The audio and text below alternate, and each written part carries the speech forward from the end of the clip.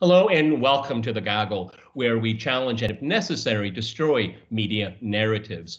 A few days ago, Russia announced that it had a candidate vaccine for COVID-19.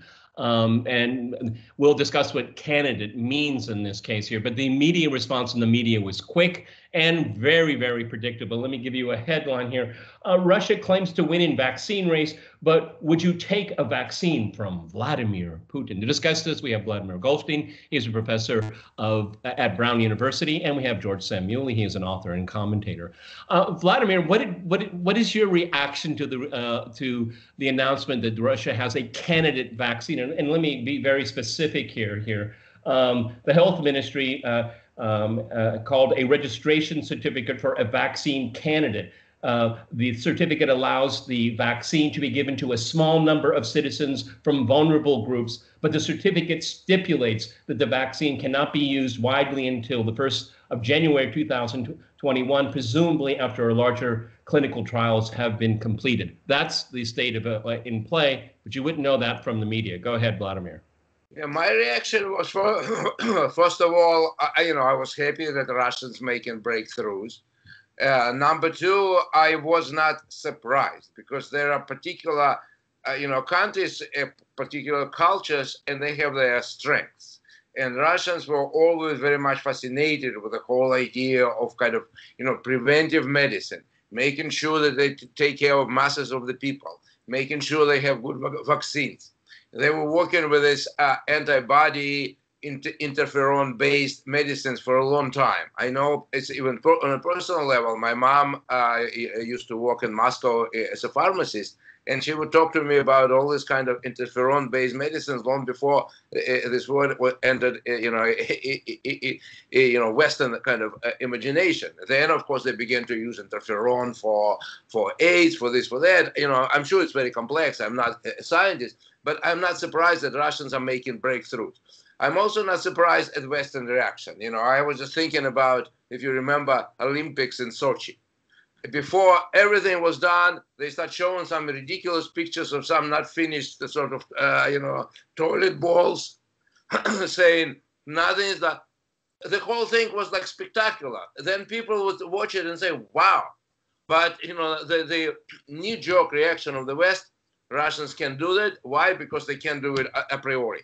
And I think that's what's kind of, so that's a typical thing. But, luckily, it's a serious issue. So there are scientists who observe, who monitor, who interact with each other. There are a lot of, even Russian immigrant scientists who probably work in U.S. sort of science thing, and they understand what's going on. So that now they acknowledge that this approach based on antibodies and an immune system, that's a very healthy approach. So, let's see how the trial goes. And I hope, I wish all the best for Russians and for humanity. Yeah, for everyone. George, why can't that be? On international politics and international board, you can say this country has the advantage, that one has an advantage, but this is a pandemic, for God's sake, okay? Whatever country, whatever institute comes up with it, give them a Nobel Prize and inoculate us from it. It shows how bad things have gotten because number one, it's how dare Russia come up with a vaccine, and if they do come up with a vaccine, it must be fake or number three, it will probably harm you. And maybe they'll charge money for it, which of course an American pharmaceutical will do that, okay? Through the US government, it'll be subsidized and they'll get their profit, okay? Medicine in this country where I live is not based on a profit motive, okay? And Vladimir is absolutely right. After living here for so many years, they have a very different approach to medicine, and it's preventative medicine. Western medicine masks pain. They just so you don't feel it. It doesn't address the issue. But medicine in Russia is to prevent pain, all right? And so, we're not surprised by this kind of reaction, but it really shows the poverty of rational thinking when faced with a global pandemic where this virus does not discriminate. It goes after everyone. Go ahead. Yes, that's exactly right. And if you remember, a few weeks ago, there was hysteria generated by the British who claimed that the Russians were spying on their coronavirus vaccine research. And there was a lot of indignation and so on. Now, we don't know whether these accusations are true. We've learned not to take seriously claims by the intelligence agencies of Great Britain. But even if it were true, even if the Russians were spying on the British vaccine research, what would be the wrong with that? I mean, basically everybody is involved in the race for the vaccine. It doesn't matter who gets there first. It doesn't matter who grabs some information from someone and makes use of it for himself and gets the vaccine first. The only people who would have any objection about somebody else getting there first are the pharmaceutical companies who are basically in it for a huge profit. But the rest of humanity is perfectly happy. I mean, let the Russians spy on the Americans, let the Americans spy on the Russians, just get to the vaccine first.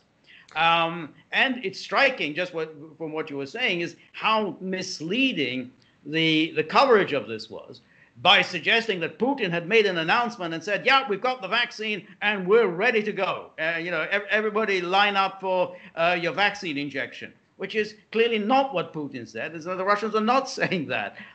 But the coverage made the Russians seem, ridiculous and bombastic. But of course, the Russians were much more cautious in what they said.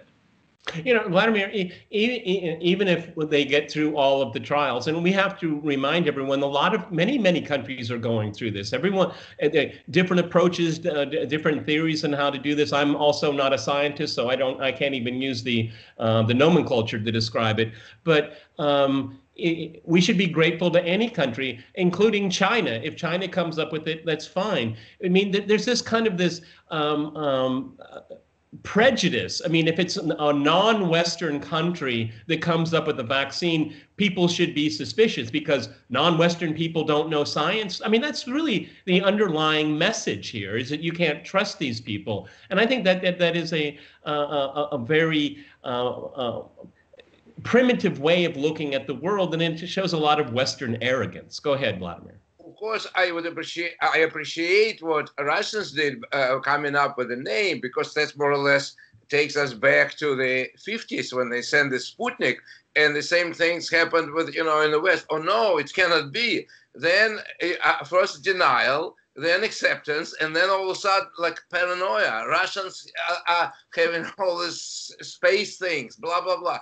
So I think it's kind of very typical. But I would add, George mentioned big pharmaceuticals, and there was, what we understand that what the Russians are using is kind of a already existing technology which doesn't promise a lot of profits. And while, big pharma, they want to come up with this kind of their own vaccine. Maybe they will come up, but it'll be like a brand new, which will be patented, and which will make others pay millions and millions. So they kind of, a priori, they're very suspicious of something which already worked before, because you cannot make money. You cannot make money of the car which uses the regular kind of engine. You have to come up with a battery, or we have to come up with something else. That's where money is. So I think it's very typical. Yeah, that's right. Some vaccines are the creation of a lesser god. I mean, it's really quite amazing. I mean, lay people like ourselves, I mean, does it work or doesn't work? I don't care if it was made in Moscow or London or Beijing. I could care less, because you know what? I wouldn't be able to know, because I am not a scientist. I don't know. I don't have any knowledge here. As a matter of fact, I probably know less about COVID-19 now than I did in February, because of the way the media is politicized everything. What do you believe? They have scientists on this side of the aisle, they have scientists on this side of the aisle, and now we've got foreign countries on one aisle, okay? I mean, the media has been so disgraceful in its coverage of this, because first of all, there is an built-in suspicion of the media. We can go all the way back to the Tolkien Gulf resolution, all the way up to weapons of mass destruction, when the media is always trumpeting the people in power, and now they're doing it to our health. Go ahead, George. Yes. Well, because the media coverage has been entirely intertwined with the coverage of the election. And so the whole point of the virus is to use it to blame everything on Trump. Speaker Nancy Pelosi has already called it the Trump virus, a totally ridiculous, idiotic assertion, as if she thought, oh, this is very clever because Trump says the China virus, so I'll call it the Trump virus. But at least when Trump said China virus, at least he meant that's where it originated from. But the notion that somehow it's the Trump virus, as if Trump somehow created it. But the point is that what the media wants to present it as that Trump is to blame for the virus and for all the deaths resulting from the virus. Trump is to blame for the economic chaos that has resulted as a result of the lockdowns triggered by the virus. And so as long as we can actually keep whipping up hysteria over it, then the media are very happy with it. In fact, they really don't want a vaccine because if they have a vaccine now, suddenly the virus loses its saliency. It spoils everything. Election. It spoils everything. All right, Vladimir, I'm going to finish up with you. It seems to me there's two pandemics going on right now. One is called COVID-19, and the other one is called stupidity/hysteria. And mixing them together creates this inverted world where you don't trust anything or don't believe anyone. Go ahead, wrap for us, Vlad. Yeah, Russia has been, unfortunately, during the last years, it was a scapegoat. So Russia is blamed for Trump. Now, sort of, Russia will be blamed for coming up the medicine. So they are kind of in the imagination of Democrats, and they are like spoilers. So they should be attacked, they should be questioned, they should be challenged. There was an article in CNN, and they are big promoters of this anti-Trump hysteria. The title was like Cold War and COVID. So somehow they bring this Russian discovery into Cold War. What is this to do with Cold War? Scientists discover things, all the better. So I think, my hope is that people just come back to their senses and start, giving each culture, each country their due and treat each other with respect. That's the least we can hope for. Yeah, we really need a vaccine against these people in the media. That would be a very important thing. And I'd actually pay good money for that. All right, gentlemen, Vladimir and George, thank you for joining the gaggle. Viewers, please like, share, and subscribe. And we'll all see you again soon. Thank you. Thank you.